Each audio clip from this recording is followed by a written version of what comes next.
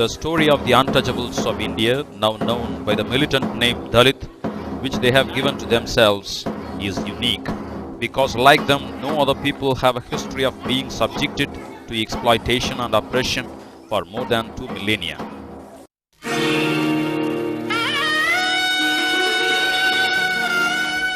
Pain and humiliation have seared their flesh and bones and souls for no fault of their own, except that they were born in a supposed to be polluting outcast group.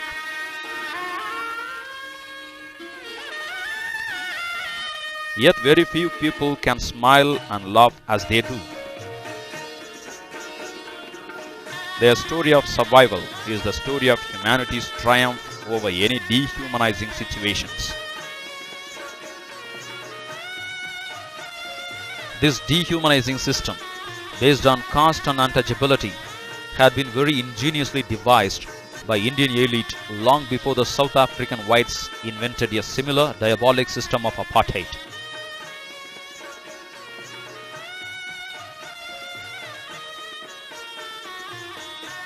The untouchables, though segregated, were integral to the Indian economy and social system, as they were required to do the polluting jobs such as tilling the soil and removal and disposal of garbage. Their touch, breath, speech and presence could pollute you, but on their work depended the prosperity and health of India.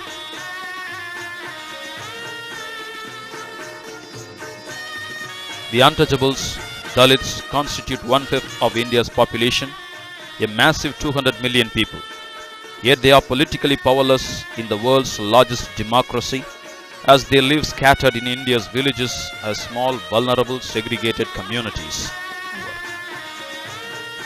These communities shrunk in the iron grip of social exclusion, as the caste rules forbade them to own income-generating assets, educate themselves and carry arms to defend themselves.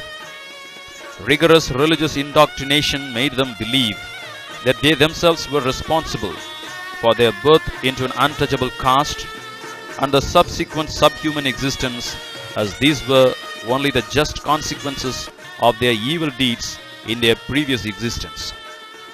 They could be pitied, but it would be a sin to help them change the situation. Verily, it was a situation of no exits.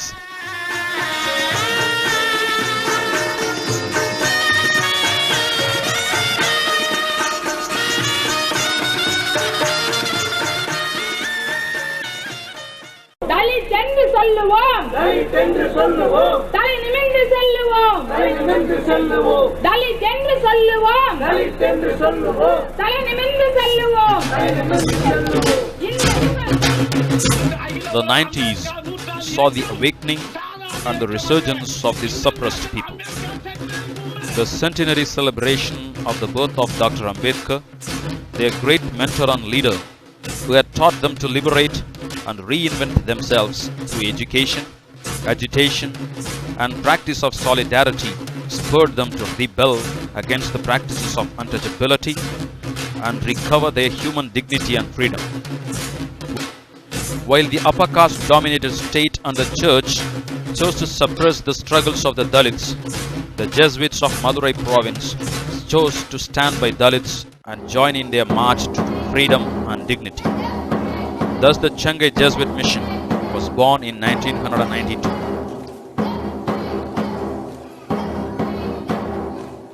The area of the new mission was to be the northern districts of Tamil Nadu, where there is the maximum concentration of Dalits and a minimal presence of Jesuits, and where the practices of untouchability were rampant. The goal of the Changai Jesuit mission is to assist Dalits in their struggle to liberate themselves from the time immemorial social oppression and to empower themselves economically, socially, politically, and culturally.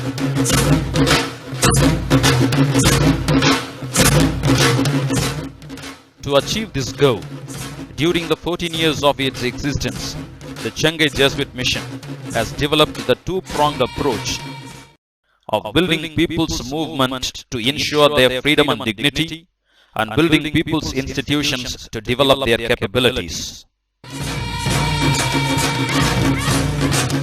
Guided by these two perspectives, the Jesuits of Shanghai Mission have been able to plan and execute the following programs and activities with people's participation.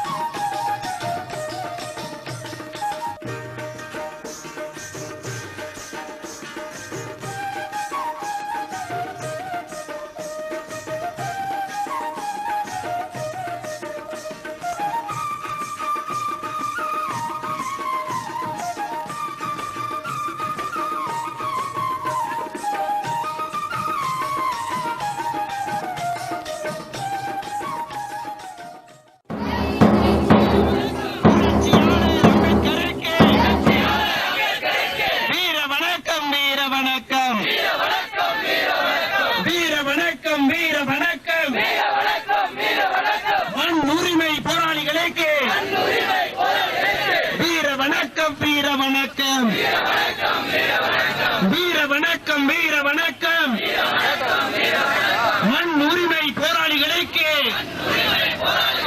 வீர வணக்கம் வீர வணக்கம் மண்ணை பெறுவோம் மண்ணை பெறுவோம் மாண்படைவோம் மாண்படைவோம் மாண்பை காக்க மாண்பை காக்க சேமிப்பு செய்வோம் சேமிப்பு செய்வோம் பெண் உரிமையை பேணி வளர்ப்போம் பேணி வளர்ப்போம் கல்வி கற்பதை கட்டாயமாக்குவோம் கட்டாயமாக்குவோம்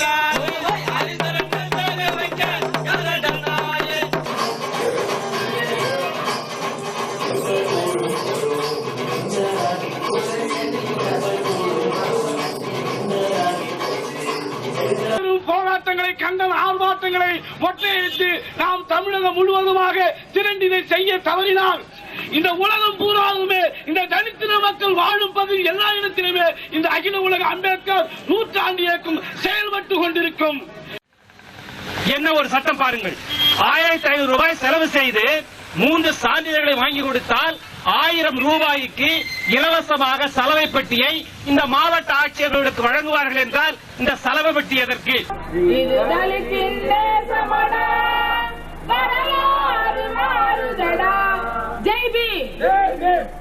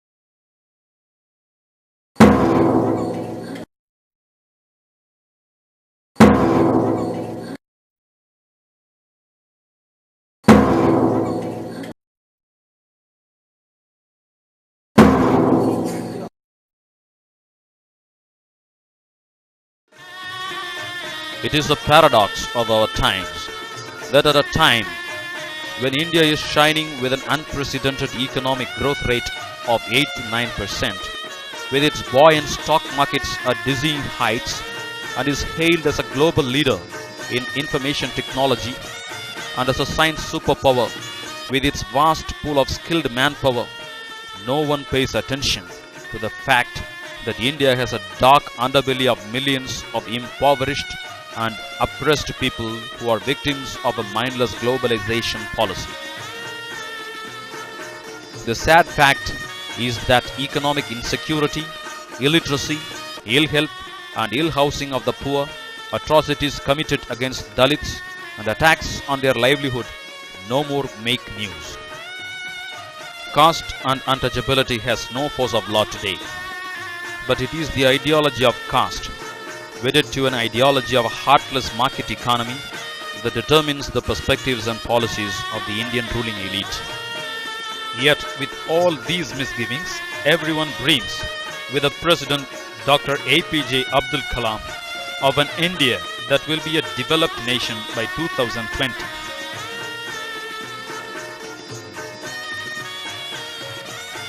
It is a dream that is so near and so far. So near for the middle class, the rich and so far for the Dalits of India. It is towards this dream that the marginalized Dalits are marching, and they need your support and solidarity to make this dream come true.